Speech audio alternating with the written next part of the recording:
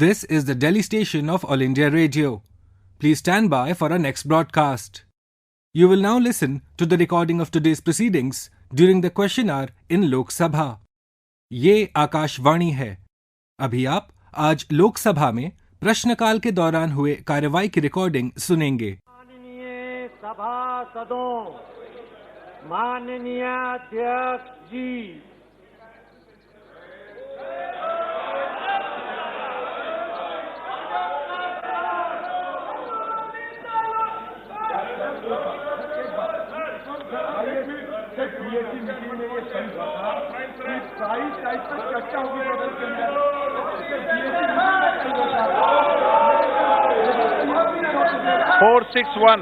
Question number 461 by Shri Arvind Ganpat Sawant. Will the Minister of Food Processing Industries be pleased to state A. Whether the government has any proposal to provide assistance to the food processing industries FPIs facing crisis due to COVID-19. B. If so, the details thereof state-wise. C. Whether the government also has any proposal to provide any institutional support to the said industries during COVID-19. D. If so, the details thereof state-wise. E. Whether the government has issued any instructions to the district magistrates to provide assistance to the said industries struggling due to COVID-19. And F. If so, the details thereof state-wise, and if not, the reasons therefore. Shri Prahlad Singh Patel, Minister of State for Food Processing Industries. अध्यक्ष महोदय, आप जानते हो कि pandemic के समय में ये जो योजना के तहत इतना अच्छा काम हो रहा है, लेकिन पैंडेमिक के समय में ये सारी इंडस्ट्रीज बहुत परेशान थी क्योंकि ट्रांसपोर्टेशन नहीं था, रेल नहीं थी। ऐसी स्थिति में कोरोना पैंडेमिक के समय जो ये कंपनियां सारी जो स्थगित हुई थी या काम नहीं कर पाई या प्रोडक्शन नहीं कर पाई, प्रोसेस नहीं कर पाई, क्या सरकार उनके लिए कुछ मदद देने की सोच रहा है क्या? अगर दिया है तो कितनी मदद महाराष्ट्र में उन्होंने की है? माननीय अध्यक्ष जी, मैं माननीय सदस्य को हृदय से धन्यवाद देना चाहता हूं और आपके माध्यम से उनको और सदन को बताना चाहता हूं कि पैंडेमिक के समय में लगातार फूड इंडस्ट्री लगातार चालू रही है। 15 अप्रैल 2022 को एक सर्कुलर निकला था और देश में एकमात्र खाद्य प्रसंस्करण के उद्योग हैं जो लगातार जारी रहे। दूसरी बात मैं उससे कहूंगा कि किसी भी प्रकार की कोई भी शिकायत या जरूरत रही है, लगातार मंत्रालय ऑनलाइन उन समस्याओं का समाधान करता रहा है। तीसरी बात मैं उनके आपके माध्यम से कहूंगा कि सप्लाई चेन निर्बाध रूप से पूरे कोरोना के बीच में जारी रही है। साथ में मैं एक और उनसे निवेदन करूंगा कि चाहे किसान हो या व्यापारी, किसान रेल के माध्यम से लगातार सप्लाई चेन जारी रही है, इसलिए इसमें कहीं कोई व्यवधान नहीं है। यदि कोई इंडस्ट्री के बारे में विशेष तौर पर वो कहेंगे तो मैं जरूर उसकी जानकारी दूंगा। सर, आप जानते हैं कि माननीय अध्यक्ष जी कि ये इंडस्ट्री में फूड प्रोसेसिंग में सबसे ज्यादा महाराष्ट्र आकर्षित करता है। जैसे फूड प्रोसेसिंग में आज भी महाराष्ट्र में सबसे ज्यादा इन्वेस्टमेंट सरकार की ये बहुत अच्छी योजना है, मैं उसकी सराहना करता हूँ।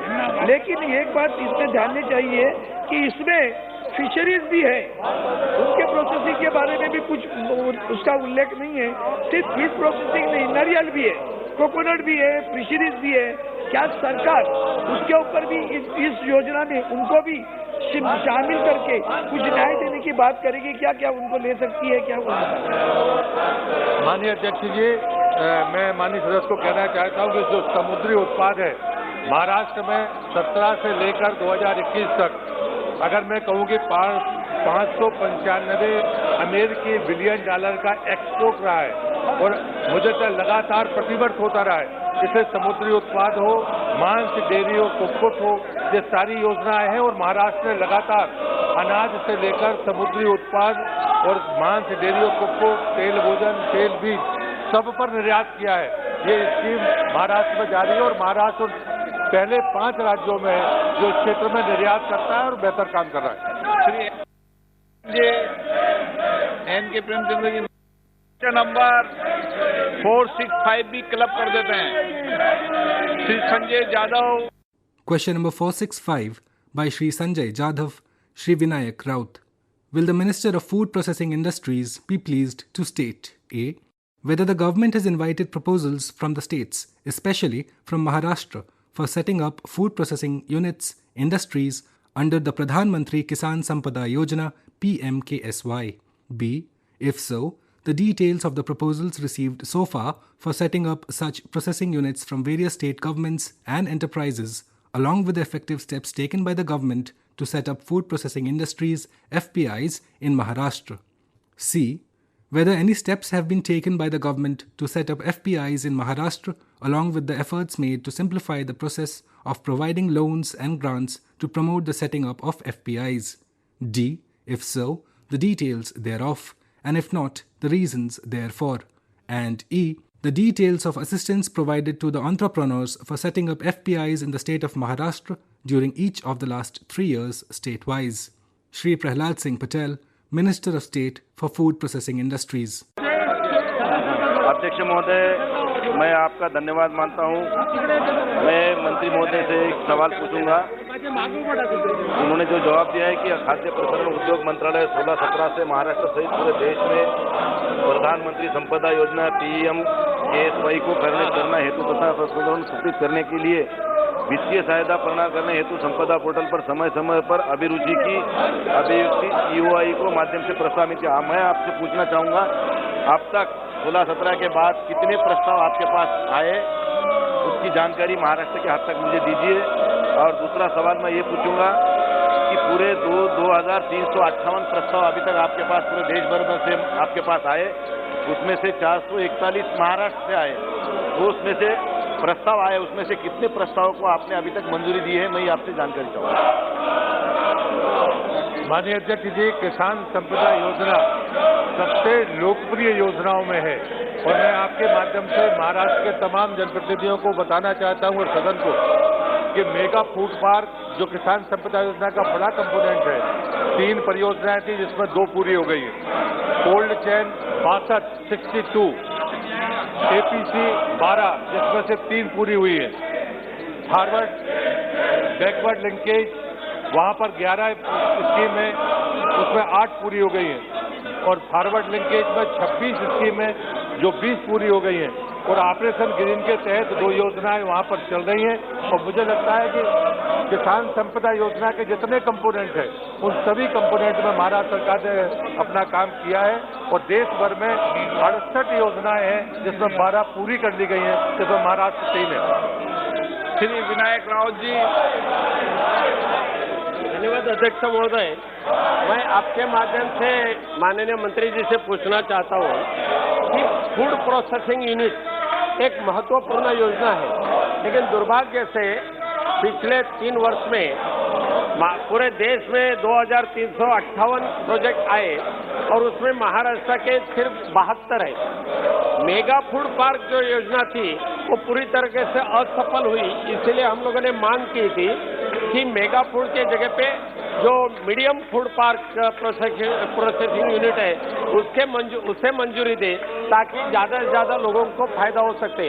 मैं पूछना चाहता हूं मंत्री महोदय जी से कि आज तक यानी 72 जो प्रपोजल महाराष्ट्र से आए तो उसमें से कार्यान्वित कितने हुए, साथ साथ में मैंगो ग्रेप और फिशिंग यूनिट में ऐसे कितने फूड प्रोसेसिंग प्लांट आपने मंजूर किए, उसकी जानकारी आप दे सकते हैं क्या? माननीय अध्यक्ष जी, माननीय सदस्य ने जो बात कही है, महाराष्ट्र में 3 मेगा फूड पार्क है जिसमें से 2 पूरे हुए हैं। एक का काम अभी बहुत परिचालित है लेकिन वो कंप्लीट में हम उस मंत्रालय उसे नहीं मानता। दूसरी बात जो आपने कही है, मेरा आपसे आग्रह है कि जो स्कीम है अभी भारत सरकार ने, माननीय प्रधानमंत्री को मैं धन्यवाद दूंगा कि 137% बजट बढ़ा है।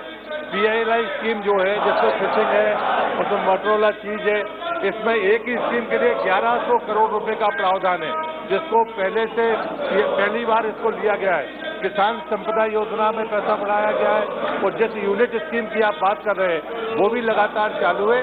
और मैं आपके माध्यम से उनसे कहना चाहता हूँ कि फूड प्रोसेसिंग मंत्रालय में जिस प्रकार से माननीय प्रधानमंत्री के नेतृत्व पर फोकस हुआ है, वो जिस प्रकार से दुनिया में भारतीय खाद्य पान की प्रति रुचि है और उसमें मार्केटिंग, ब्रांडिंग और साथ में पैरामीटर्स को लेकर जो समस्या थी, उन दोनों का समाधान इस समय कर लिया गया है। और मैं माननीय सदस्य को और विस्तार से अगर वो जानकारी चाहेंगे तो मैं उनको सूची पहुंचा दूंगा। श्री ईटी मोहम्मद बशीर, माननीय ET Mohammed Basheer, no. Question number 462। Question number 462 by Srimati Keshari Devi Patel. Will the Minister of Agriculture and Farmers' Welfare be pleased to state A. Whether the government has developed any mechanism to provide information to the farmers regarding nutritional content and quality production of the food items. B. If so, the details thereof and the preventive steps being taken for the production of non-nutritional food items. C. Whether the quality of the food items is being affected and the soil of the farms is getting damaged due to excessive use of pesticides and chemical fertilizers, and the soil is on the verge of getting barren as the farmers do not have proper information in this regard. And D. If so, the details of the steps being taken by the government in this regard. Shri Kailash Chaudhary, Minister of State for Agriculture and Farmers' Welfare. माननीय मंत्री जी, उत्तर सभा पटल पर रख दिया गया है। माननीय सदस्य। मंत्री जी से जानना चाहती हूँ कि कृपा करें बताने की कीटनाशकों और रसायनों उर्वरकों के अत्यधिक उपयोग से कितनी भूमि बंजर हुई है एवं बंजर भूमि को पुनः उपजाऊ बनाने हुए तो क्या क्या कदम उठाए गए हैं, कोई आंकड़ा है, उसका ब्यौरा क्या है? प्रश्न एक बार पुनः पूछे, आवाज नहीं आएगी। प्रश्न पुनः एक बार।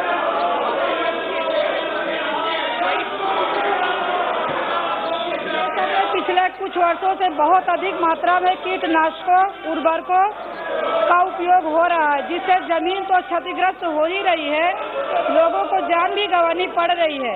क्या कोई ऐसी एजेंसी है जो सुनिश्चित करे कि ग्रामीण क्षेत्र में बिकने वाले रसायन उर्वरकों मानक के अनुरूप हैं या नहीं है, और जो लोग मानक के अनुरूप वितरित जमीन कर रहे हैं उन्हें जान से क्षति पहुंचाने वाले कीटनाशकों के बिक्री करने वाले उनके ऊपर रोक लगाने के क्या प्रयास किए जा रहे हैं?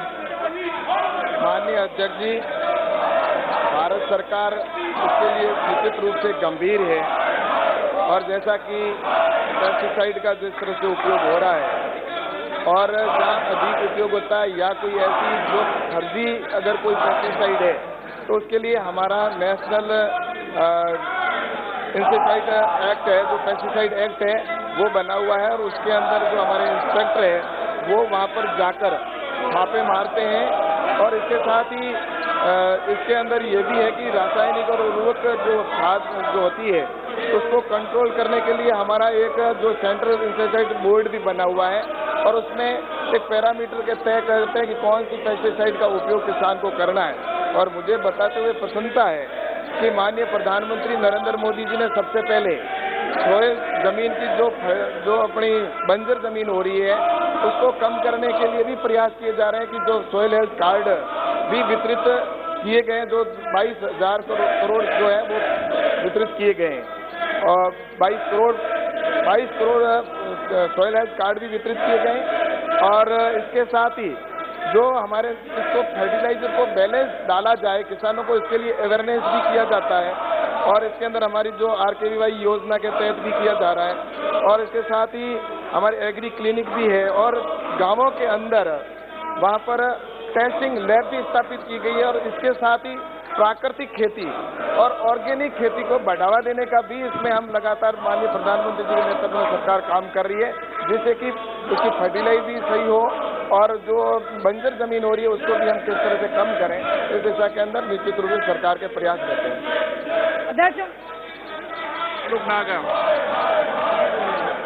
मैं आपके माध्यम से मंत्री जी से जानना चाहता हूं, जिस तरह सरकार की पॉलिसी है किसान की आय डबल करने का और बढ़िया तरह के विदेशी टेक्निक लाके नई तरह की खेती और नई तरह के फूल और नई तरह की सब्जियां पैदा करने का, तो मंत्री जी आपके माध्यम से पूछना चाहता हूं, बताएं कि क्या पूरे देश में और खासकर उत्तर प्रदेश में कि किस जिले वाइज किसानों को ट्रेंड करने के लिए प्रशिक्षण शिविर लगाने की या हर जिले पे मुख्यालय पे, ताकि जो किसानों की आय डबल कैसे हो और नए तरीके के फूल, नए तरीके की फसलें और नए तरीके के फल पैदा हो सकें।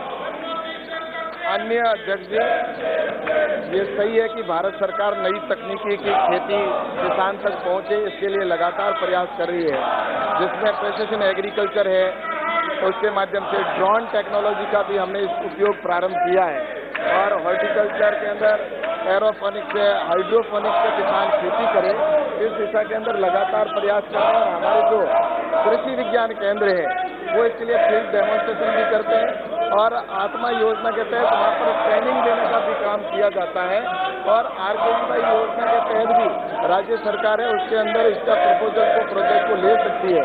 तो निश्चित रूप से पूरे देश के साथ में उत्तर प्रदेश के अंदर भी इस क्षेत्र के अंदर बहुत अच्छे इनिशिएटिव लिए गए हैं और नई तकनीकी की खेती को बढ़ावा देने के लिए उत्तर प्रदेश में लगातार प्रयास हो रहे हैं और उसमें भारत सरकार की तरफ से पूरा राज्य सरकार को सपोर्ट रहता है। श्री उन्मेष पाटिल। धन्यवाद अध्यक्ष जी, आपने मुझे प्रश्न पूछने का मौका दिया। अध्यक्ष महोदय, हमारी सरकार का फोकस जीरो बजट फार्मिंग पे है। ईट ऑर्गेनिक, बी डायनामिक का नारा भी सरकार ने दिया हुआ है। गंगा नदी के किनारे खेती करने वाले किसानों की आय दोगुनी करने के लिए एक गंगा ऑर्गेनिक फार्मिंग की क्लस्टर की योजना बजट में डिक्लेयर हुई है। अध्यक्ष महोदय, मेरा मंत्री जी से ये प्रश्न है, क्या सरकार गंगा की तरह मेरे जलगांव जिले में गिरना नदी जो है उससे वहां भी जल प्रदूषण बहुत है, कि उसके लिए ऑर्गेनिक कॉरिडोर करने की कुछ योजना बनाएगी क्या अध्यक्ष महोदय? माननीय अध्यक्ष जी, माननीय सदस्य ने बहुत अच्छा सवाल पूछा है।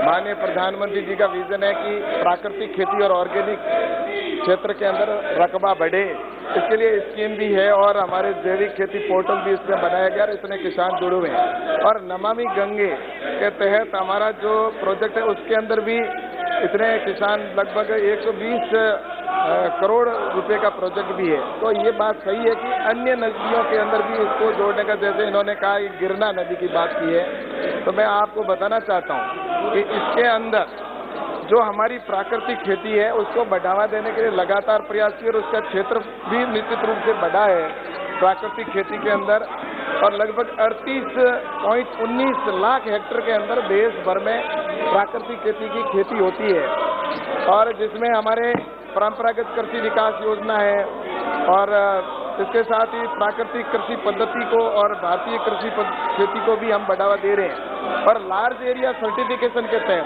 पूरे देश में ऐसे ऑर्गेनिक के रकबे को बढ़ाने का काम किया जा रहा है। तो इसमें मैं आपको गिरना नदी के बारे के साथ ही पूरे देश के अंदर अगर राज्य सरकार अपना प्रपोजल बनाकर भेजती है कि हम अपने इस क्षेत्र को प्राकृतिक खेती या ऑर्गेनिक खेती के अंदर बढ़ाना चाहते हैं तो राज्य सरकार भारत सरकार को भेजेगी। तो लार्ज एरिया सर्टिफिकेशन के तहत पूरे प्रदेश के अंदर ऐसी नदियां हैं जिनको अगर वो राज्य सरकार भेजेगी तो हम निश्चित रूप से इसको स्वीकृति देने का पूरा प्रयास करेंगे। और सिर्फ ये नदी नहीं, मेरा सभी सांसद जो है उनसे भी कहना चाहूँगा और राज्य सरकारों से भी कि प्राकृतिक खेती को बढ़ावा देने के लिए भारत सरकार ने कई ऐसे महत्वपूर्ण कदम उठाए, तो उसमें कोई भी राज्य सरकार अगर वहां से अपने प्रपोजल भेजेगी तो भारत सरकार इसकी परमिशन देगी। Number 463 Sushil Kumar Singh. Question number 463 by Shri Sushil Kumar Singh. Will the Minister of Rural Development be pleased to state A. The steps being taken by the government to promote entrepreneurship in the rural areas. B. The allocation made by the government for entrepreneurship activities state-wise. C. Whether the ministry or any body under its administrative control has tried to gauge the efficacy and impact of these efforts, and if so, the details thereof. And D. The details of the quantifiable impact of efforts made by the government in this sphere. Shri Giriraj Singh, Minister of Rural Development. धन्यवाद अध्यक्ष महोदय। बिहार के औरंगाबाद संसदीय क्षेत्र से चुनकर आता हूँ और मेरे संसदीय क्षेत्र में औरंगाबाद और गया 2 जिले हैं। ये दोनों जिले नक्सल प्रभावित हैं, अत्यंत पिछड़े हुए हैं और प्रधानमंत्री जी की महत्वाकांक्षी योजना आकांक्षी जिलों की सूची में भी है। इसलिए मैं आपके माध्यम से माननीय मंत्री जी ने जो जवाब दिया है, जवाब तो वैसे संतोषजनक है कि अभी तक 40 लाख युवाओं को प्रशिक्षित किया गया, जिनमें 70% लगभग 28 लाख युवाओं को 28 फरवरी 2022 तक नियोजित भी कर दिया गया। लेकिन महोदय, मैं आपके माध्यम से ये कहना चाहता हूँ कि इसकी जो इकाई है वो एक ब्लॉक है और उसमें अधिकतम केवल 2400 उद्यमों को ही सहायता दी जा सकती है, जिसके तहत अधिकतम बजट 597 लाख रुपए हैं।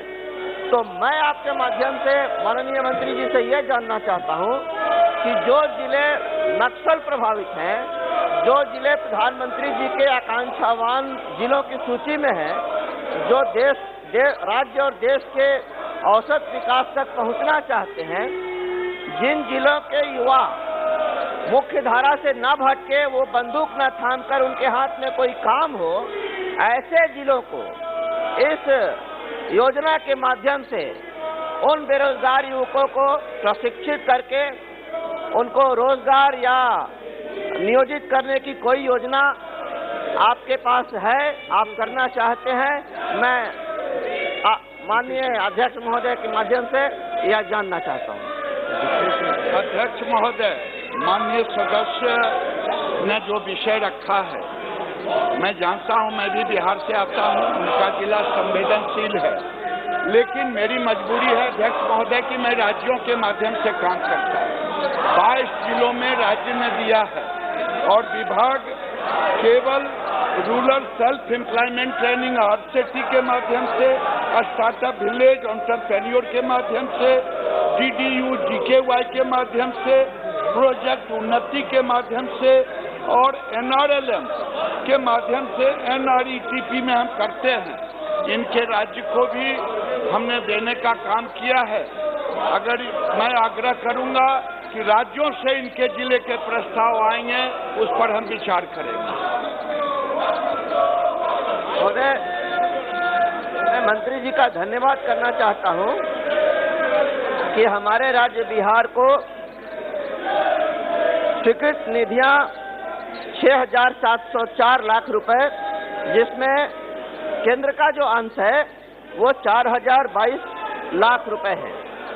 मैं इसके लिए संतोष व्यक्त करता हूं, लेकिन मैं एक विशेष योजना की बात कर रहा हूं और मैं अध्यक्ष महोदय आपके माध्यम से माननीय मंत्री जी से ये जानना चाहता हूं कि क्या किसी विशेष योजना को चलाकर राज्य सरकार से प्रस्ताव मांगकर आप ग्रामीण क्षेत्र के युवा और ग्रामीण क्षेत्र की युवतियां, इनको एक विशेष योजना के तहत उनके घर में काम मिले, उनके घर पे काम मिले, इसके लिए सौर ऊर्जा चालित चरखा उनको देकर उस चरखे से जो सूत कटे उसकी जो मार्केटिंग हो, उसमें सरकार सहायता करने का मंशा रखती है क्या? अध्यक्ष महोदय, माननीय सदस्य ने जिस विषय को उठाया है, मैं इसमें एक आजीविका मिशन है NRLM के तहत। NRLM में आज पूरे देश में मोदी जी जब से आए हैं सत्ता में, पहले 2.35 करोड़ था, आज 8 करोड़ से ऊपर महिलाएं हैं। बिहार में भी 1.25 करोड़ महिलाएं हैं और 5 लाख करोड़ बैंक से हम लिंकेज दिए हैं। मैं आग्रह करूंगा कि वहां के डिस्ट्रिक्ट NRLM से बात करें और बात करके वहां प्रपोजल बनाएं और वो प्रपोजल सोलर चरखा का बना दें या महिलाओं के लिए और रोजगार का बना दें। RCT हर जिले में बैंक के द्वारा है, उन बैंकों पर भी ग्रामीण युवक को ट्रेनिंग दी जाती है। KD Madhav Sir, my question to the minister. Sir, whether the government is aware of the negative role of middlemen on which rural entrepreneurs are dependent, for making their products. What is the government doing to redress this or protect rural entrepreneurs and nurture capacity not just for production but also for marketing for the final product? अध्यक्ष महोदय, हम ग्रामीण युवक के लिए मैंने पहले कहा कि आरसेटी बैंकों को हम पैसा देते हैं और 40 लाख युवक इसमें ट्रेनिंग लिया है, उसमें 28 लाख को रोजगार मिला है। जो NRLM है, जो हमारी बहनें हैं आजीविका मिशन के तहत, उनको हम ट्रेनिंग देते हैं, तो उसमें मार्केट लिंकेज भी हम फ्लिपकार्ट के साथ जोड़े हैं। DDU GKY है, उसमें हम ट्रेनिंग देते हैं और रोजगार भी देने का काम करते हैं।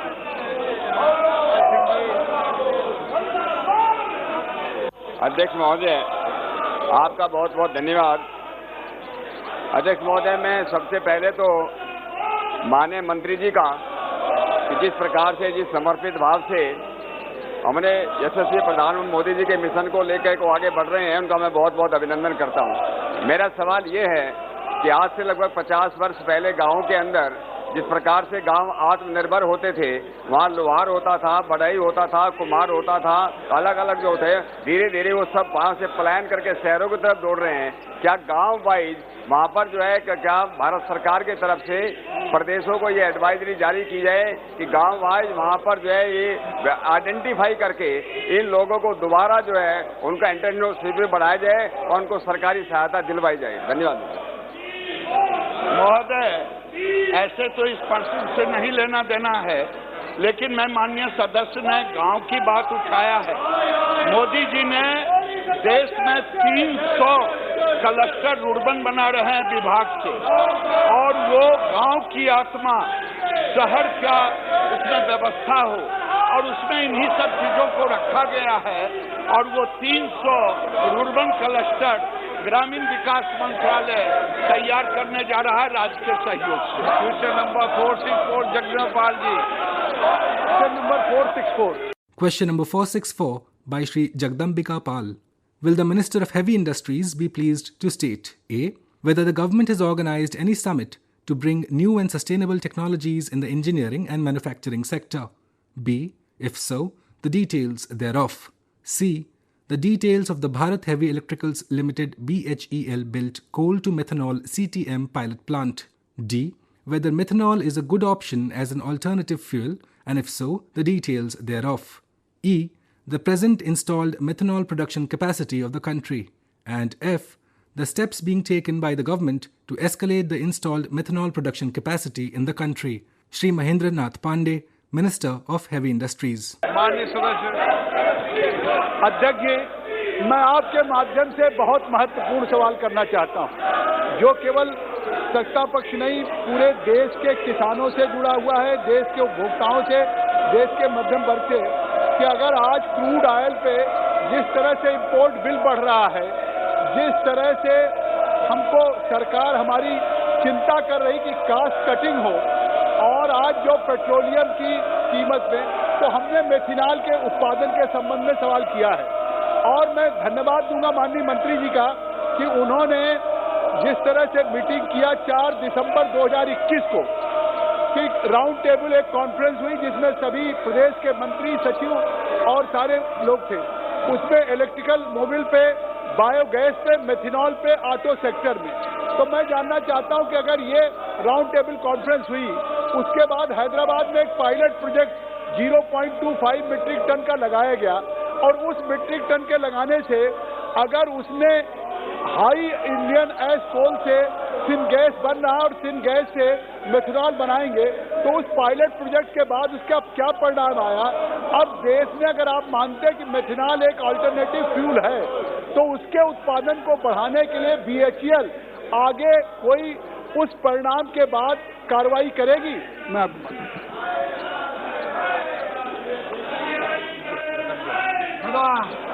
बहुत महत्वपूर्ण बात माननीय पाल साहब ने कही है, जैसा कि उन्होंने खुद बताया कि इसमें क्या क्या पहले की गई है।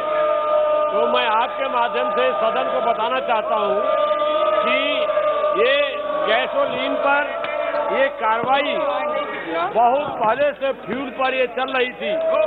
1992 से इस देश में इस पर गैसिफिकेशन पर काम चल रहा था, लेकिन माननीय मोदी सरकार ने जब से 2016 में 10 बरस का प्लान लेके ऑटोमेटिक मिशन प्लान बनाया और उस मिशन प्लान के तहत इलेक्ट्रिक मोबिलिटी, उस मिशन प्लान के तहत ये क्रूड ऑयल की आयात को कम करना और उसमें मेथनॉल का, ये सारी पहले हुई हैं। उसी में हमारे डिपार्टमेंट की संस्था भेल ने एक क्रांतिकारी कदम उठाया। अभी ये सितंबर 2021 में इसको कमीशन किया और जनवरी में इसको लॉन्च किया। अभी ये पायलट प्रोसेस में है। यह पायलट प्रोसेस हम कुछ महीनों के बाद इसको कमर्शियल स्थिति में लाएंगे।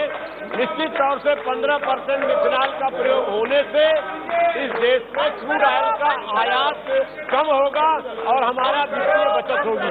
इसके साथ साथ मैं आपके माध्यम से बताना चाहता हूं कि कई और डिपार्टमेंट इस पर काम कर रहे हैं और हमारी सरकार की पहल पर पेट्रोकेमिकल रसायन की वार्षिक रिपोर्ट 2021-22 के अनुसार 4,74,000 मीट्रिक टन का उत्पादन इस देश में मिथनॉल का गत वर्ष संपन्न हुआ है और इसमें हमारी 6 इंडस्ट्री देश में काम कर रही है।